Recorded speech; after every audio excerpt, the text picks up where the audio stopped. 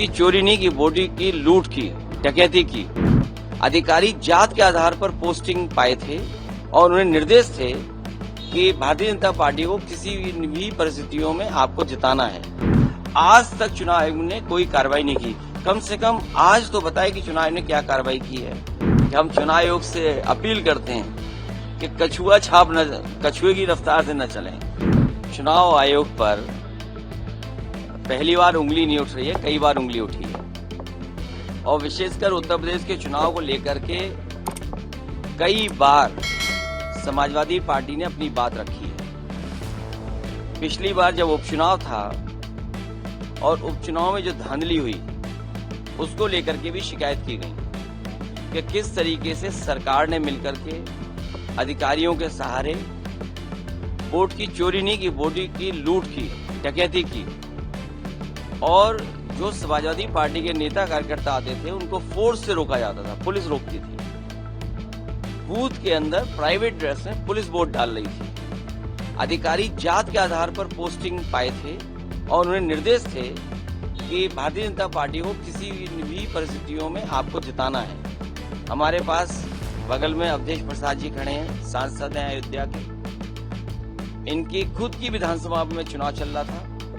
इतना भारतीय जनता पार्टी को कभी भी उस विधानसभा में वोट नहीं मिला। जीत हार अलग होती है, लेकिन इतना वोट पार्टी को कभी नहीं मिला। लेकिन बेईमानी कर करके बड़े पैमाने पे हर बूथ पर जात के आधार पर अधिकारी लगा करके, जात के आधार पर पोस्टिंग दिलवा करके वोट की लूट की गई थी। और उससे पहले 2022 के चुनाव में जब समाजवादी पार्टी ने, और मैंने खुद आरोप लगाया था कि जानबूझ करके समाजवादी पार्टी को वोट काटे गए, डिलीट किए गए, तो चुनाव आयोग ने नोटिस दिया। नोटिस के जवाब में मैंने 18,000 ऐसे वोट जो डिलीट कर दिए गए थे, 2019 में उन्होंने वोट डाला था, 2022 में डिलीटेड हो गए थे, जबकि वो वहां मौजूद थे। वो 18,000 वोट की हमने सूची दी थी। आज तक चुनाव आयोग ने कोई कार्रवाई नहीं की। कम से कम आज तो बताए कि चुनाव आयोग ने क्या कार्रवाई की है। क्या वो भी जो दोषी थे उनके अधिकारियों के खिलाफ कोई कार्रवाई की गई? एक तस्वीर है जिसमें पुलिस का अधिकारी सीधा रिवॉल्वर तान करके रोक रहा है वोटर से।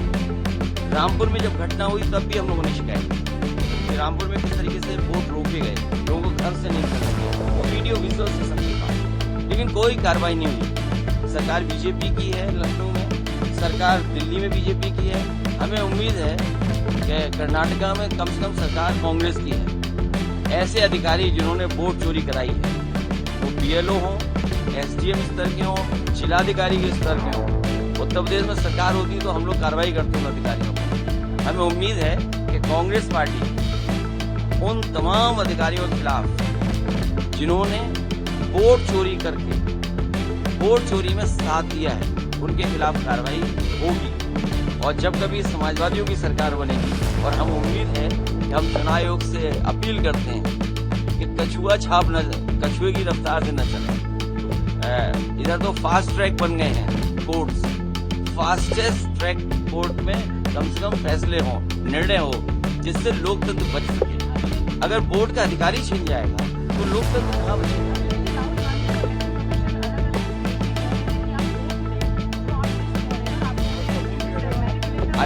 अभी थोड़ी देर में 18,000 तो मैंने प्रिंट आउट नहीं निकाले एफिडेविट, लेकिन मैं कोशिश करूंगा आप पत्रकार साथियों को 100 में दूंगा जरूर। ये एफिडेविट के साथ हम लोगों ने चुनाव आयोग को शिकायत की थी 18,000 वोट जो डिलीट किए थे। तो पहले इसमें कार्रवाई कर दे चुनाव आयोग, ऐसे दोषी अधिकारी उन पर कार्रवाई कर दे। नहीं, वो कांग्रेस पार्टी और राहुल गांधी, क्योंकि ये एक्सरसाइज इसके बाद होगी, उनके कार्यकर्ता लगेंगे और ऐसे वोट जो निकाल दिए गए, डिलीट कर दिए गए, उनका एफिडेविट लेके आएंगे। हम भी एफिडेविट लेकर के आए ना। हमने तो 18,000 वोट जो डिलीट हुए थे चुनाव आयोग को शिकायत की थी।